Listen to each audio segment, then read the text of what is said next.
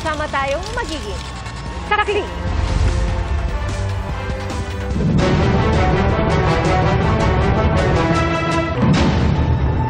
Bago sa saksi, mga kapuso, tinawag ng Department of National Defense na iligal at marahas ang panibagong pag-water cannon ng mga barko ng China sa isa sa mga barko ng BFAR malapit sa Bajo de Masinloc. Sugatan ang isang tauhan ng BFAR. Saksi, si Chino Gaston.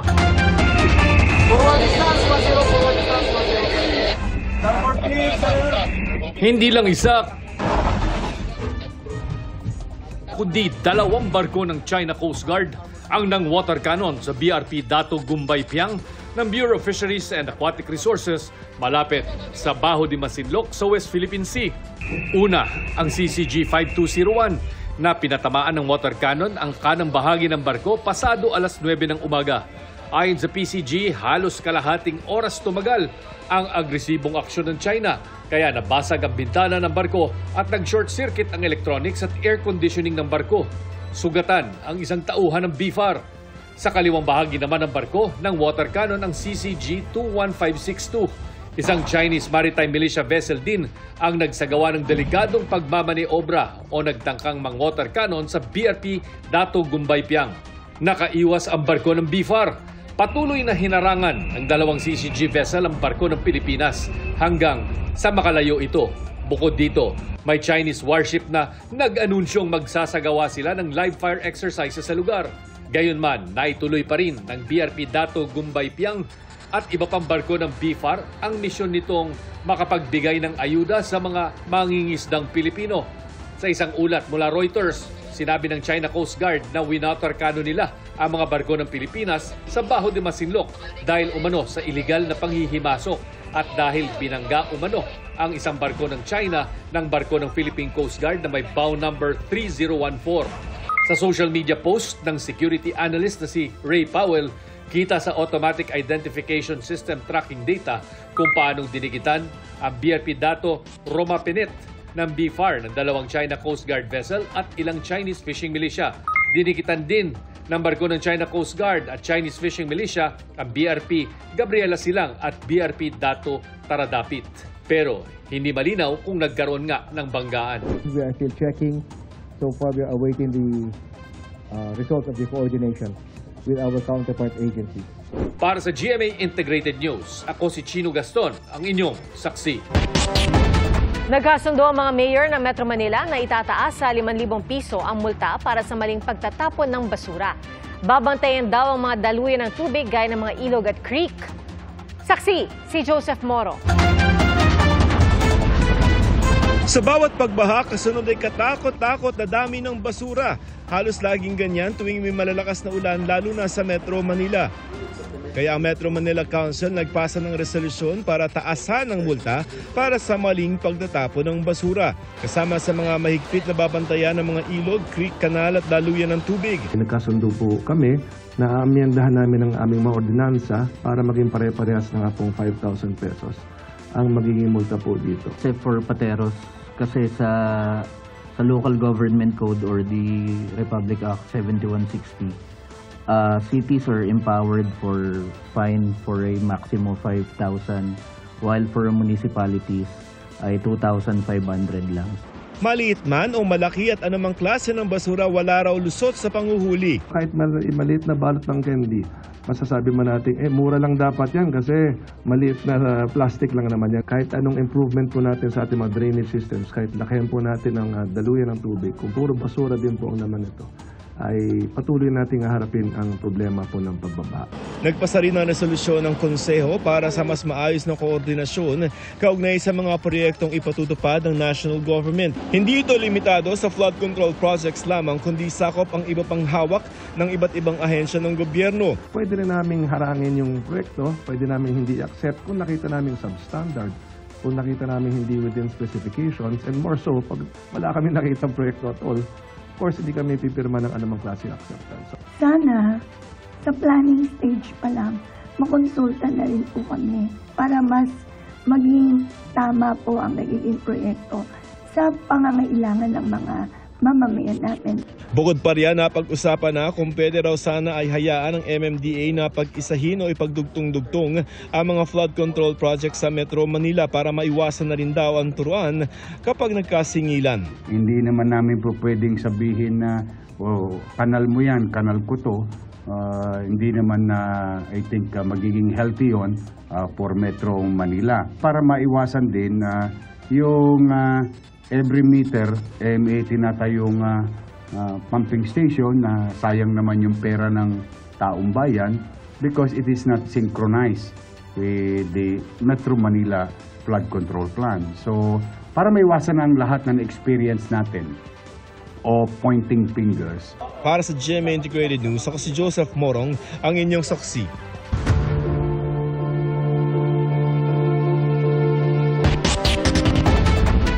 Naglabas ng freeze order ang Court of Appeals para sa mahigit 100 bank account na mga dawit umano sa issue ng anomalya sa flood control projects.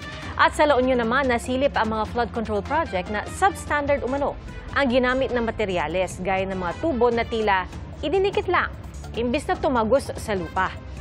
Saksi, si Joseph Moro. 2 metro dapat ang haba ng mga tubong ito sa dike sa Barangay Galumbaya, Bawang La Union. Pero sa nakita sa inspeksyon ni DPWH Secretary Vince Dizon at Independent Commission for Infrastructure Special Advisor Benjamin Magalong, wala pang isang talampakan ng haba ng mga tubo na tila idinikit lang sa lupa. Walang pipe eh. Hindi naman tagusan eh. Peke lang yan eh. Para mapakita lang na meron pero hindi naman nakapatong lang oh. Nagkakahalaga ng halos 180 million pesos ang dike at riprap sa Barangay Columbayan na ayon kay Dizon ay inaward sa kumpanyang Silver Wolves. Sinisikap ng GMA Integrated News na makuha ang kanilang panig. Noong Marso pa ito dapat natapos pero inabutan kanina mga trabahador na itinatayo pa ang proyekto. No doubt kailangan ng flood control dito. So ngayon, ang ginawa namin ni Mayor Benji dito, tinitingnan natin yung quality ng gawa. No? We want to check kung clearly hindi to ghost, no? Kasi nakikita nyo naman, may proyekto.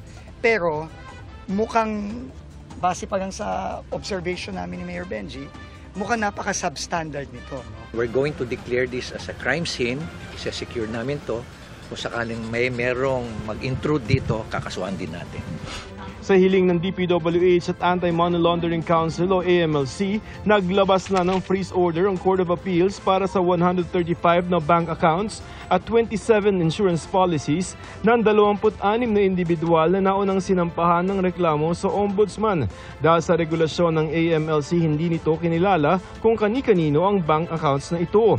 Pero sa sulat ng DPWH na humihiling na i-freeze ang mga bank account at ari-arian ng mga sangkot sa issue ng flood control, kasama sina dating Bulacan 1st District Engineer Henry Alcantara, dating OIC District Engineer Bryce Erickson Hernandez, dating Assistant District Engineer JP Mendoza, Construction Section Chief John Michael Ramos, at 16 ng iba pang tauhan ng DPWH. Gayon din ang mag-asawang si Sara Rowena Discaya at Pacifico Discaya II at Maria Roma Remando ng St. Timothy Construction Corporation, Mark Alan Arevalo ng Wawaw Builders, Sally Santos ng Sims Construction Trading at Robert Imperio ng IM Construction Corporation. They will not allow the movement, transfer, deposit, withdrawal, and any or closing of these bank accounts that are covered by the freeze order. Meaning po, hindi talaga pwede na siyang galawin.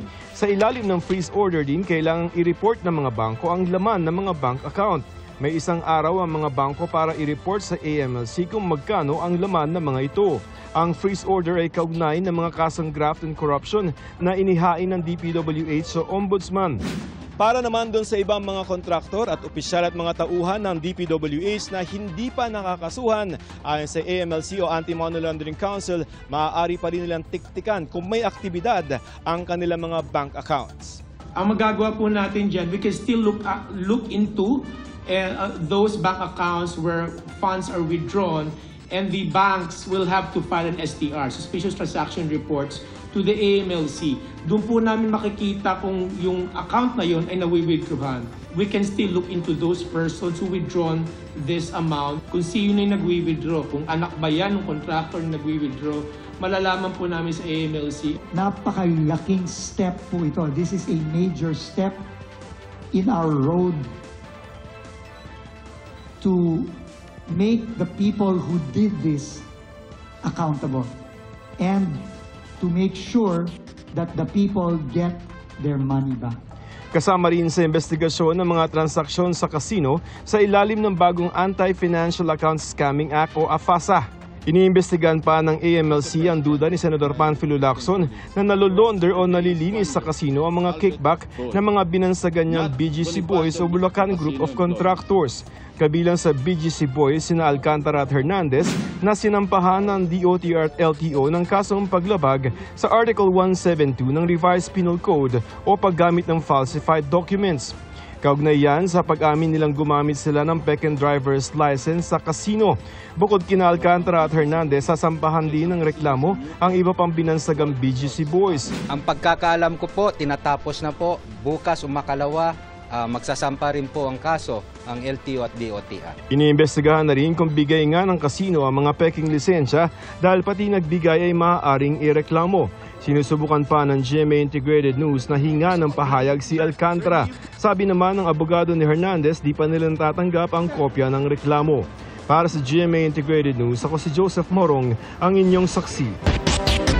Suspendido ang mga klase at trabaho sa ilang lugar bukas dahil sa banta ng pagbaha at landslide bunsod ng Tropical Depression Mirasol.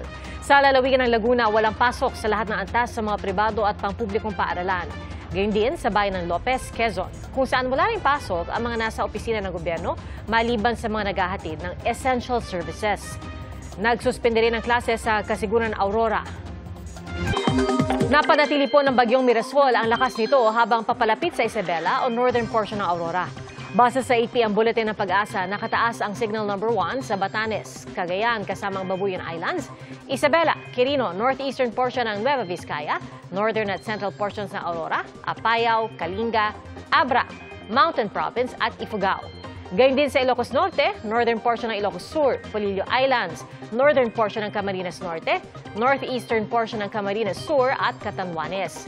Huling namataan ang sentro ng bagyo sa layong 70 kilometers timog silangan ng Kasiguran Aurora. Base sa latest track ng Pag-asa, posibleng maglandfall ang bagyo sa Isabela o northern portion ng Aurora bukas ng umaga. Pero sakali nang magbago ang direksyon at mas maging pahilaga ang galaw, posibleng manatili lang ito sa dagat o sa coastal waters ng northern at central Luzon. Tatahakin nito ang Luzon Strait at ayon sa Pag-asa, posibleng makalabas na sa PAR sa Huwebes ng hapon o gabi. At dahil sa bagyo, asahan ng malakas na pag-ulan sa Cagayan, Isabela, Quirino at Aurora hanggang bukas. Pati na sa Batanes, Apayao at Ilocos Norte. Bukod sa bagyong Mirasol, nagpabalik din ang habagat. Kaya maging maulan sa malaking bahagi ng bansa bukas. May namuuring bagong low pressure area, 1,320 kilometers silangan ng timog silangang Luzon, na may katamtamang tsansa na mabuo bilang isang bagyo. Humarap si Vice President Sara Duterte sa House Committee on Appropriations para depensahan ang mahigit 900 milyong pisong panukalang budget ng kanyang tanggapan. Ang kanyang giit sa pagdinig, walang gastos ang gobyerno sa kanyang mga biyahe sa labas ng bansa. At sa isang panayam naman, pinuna ng Vice Presidente ang binuong Independent Commission for Infrastructure ni Pangulong Bongbong Marcos. Saksi, si Tina Pangiliban Perez. Lusot kaagad sa House Committee on Appropriations ang mahigit 902 million pesos na panukalang budget ng Office of the Vice President. Alinsunod ito sa tradisyon ng Kamara na pagbibigay ng parliamentary courtesy sa OVP. Sa kabila niyan, pinagbigyan ng 2 miyembro ng Makabayan Bloc na makapagtanong kay Vice President Sara Duterte. Naungkatang tungkol sa confidential funds ng OVP, partikular ang notice of disallowance para sa mahigit 73 million pesos noong 2022. Ano po ang paliwanag doon sa nakapamahagi na kayo ng mga sinasabing reward money noong December 13 pa lamang samantalang hindi pa po lumalabas ang pera ng confidential funds. At ayon sa investigasyon ay 1,322 out of 1,992 names in the OVP ARs submitted to the PSA have no birth records. So kasama po dito yung mga pangalang Mary Grace Piatos, Fernando Tempura, meron pang Chel Jokno. The subject confidential funds is the matter in impeachment proceedings, which is archived, but there is a pending motion for reconsideration in the Supreme Court. I cannot discuss defense strategy. Number 3, I cannot discuss intelligence operations and cannot explain how intelligence operations are done without compromising national security. Kaugnay naman ng mga biyahe niya sa ibang bansa, iginiit ng bise na walang ginamit na pondo ng bayan at lahat daw ay may travel authority mula sa Office of the President. No public funds were used for all my travels. I did not charge representation. I did not charge tickets. I did not charge per dime for all my travels in the Office of the Vice President. So if you can see, in the breakdown of the budget of travel for Office of the Vice President, you can see that there was a zero amount for the Vice President. Paano po pinopondohan yung pagpunta, flight and accommodations ng staff and security ng OVP? The total for 9 trips for both the security and OVP personnel is 7,473,887.70. Pero ang gastos para sa kanyang security, ang merong charge sa Office of the Vice President ay yung security at decision yon ng Armed Forces of the Philippines kung magpapadala, ilan at kung sino. Babiyahe ulit ang bise ngayong buwan para dumalo sa pagtitipon sa Japan. Bagamat lusot na sa House Committee on Appropriations ang panukalang budget ng OVP, pwede pa rin itong busisiin ng mga kongresista sa plenaryo. Pero ang sasagot na sa mga tanong, mga opisyal na ng komite. Sa gitna ng pagdinig, may tinanong ang bise kay Kabataan Party List Representative Rene Co. Magpinsan po ba si Congressman ko ngayon tsaka si Zaldico? I have no familiar relation po to Zaldico or to Representative Zaldico or any of their relatives po.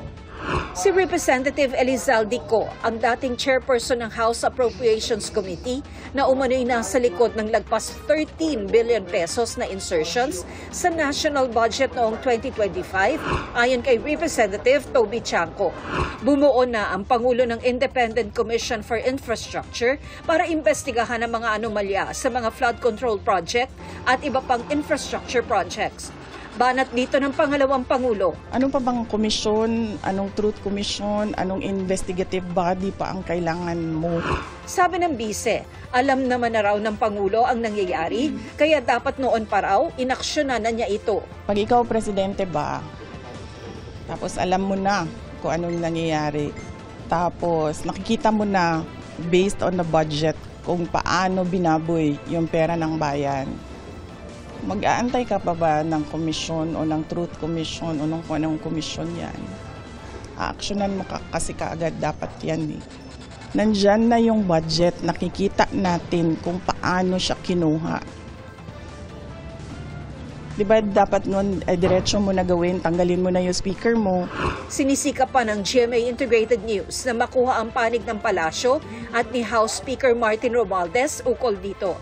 Natanong din ng bise, kaugnay ng kondisyon ng amang si dating Pangulong Rodrigo Duterte. Maayos naman daw ang ama na huli niya nakausap sa telepono noong Biyernes. He's okay. Nag-usap kami about politics, nag-usap kami about flood control, nag-usap kami about love life niya. Sabi ng defense team ni Duterte sa ICC, not fit to stand trial o wala siya sa tamang kalagayan para humarap sa paglilitis. May problema na raw sa alaala ang dating Pangulo. Hindi na raw siya nakakakilala kahit ng ilang kaanak. Hindi na umano naiintindihan kung bakit siya nakadetine.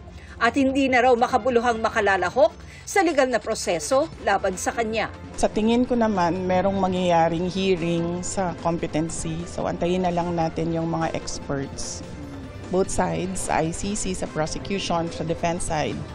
Para sa GMA Integrated News, ako si Tina Panganiban Perez, ang inyong saksi. Mga kapuso, maging una sa saksi. Mag-subscribe sa GMA Integrated News sa YouTube para sa iba't ibang balita.